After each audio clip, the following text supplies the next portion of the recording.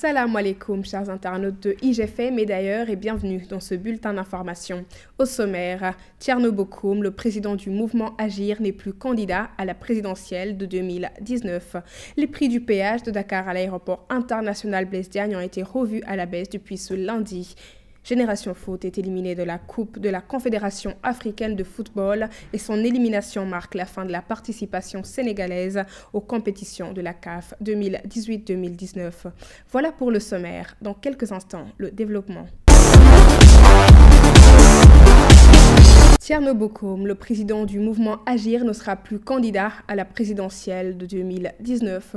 Faisant l'annonce dans un communiqué de presse, il explique que le mouvement est conscient que l'opposition doit allier ses forces afin qu'il y ait une condition d'alternance en 2019.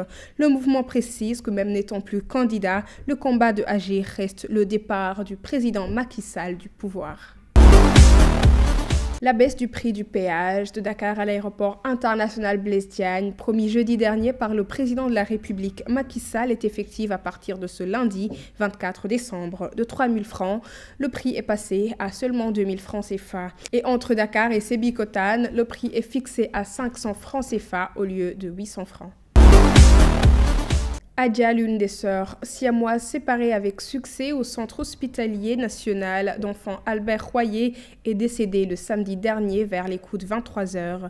Elle était âgée de seulement 52 jours, soit 3 jours après la séparation. L'information est confirmée par l'hôpital, précisant que l'enfant a présenté une complication de sa cardiopathie et est décédé au cours d'une hémorragie digestive massive. Le bébé avait une malformation cardiaque à un petit foie, l'organe qui avait lié principalement les sœurs jumelles siamoises. Sinon, Sophie, l'autre jumelle, est à son 5e jour après la séparation et son état est satisfaisant.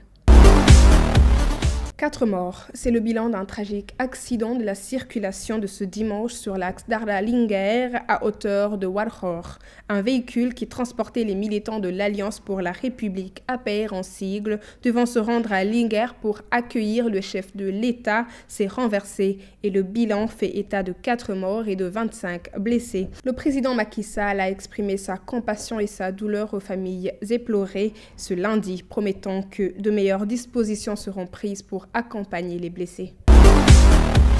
Le président de la Fédération sénégalaise de basket, Maître Babacar Ndiaye, propose que le Sénégal abrite l'Afro-Basket féminin 2019 et celui de 2021.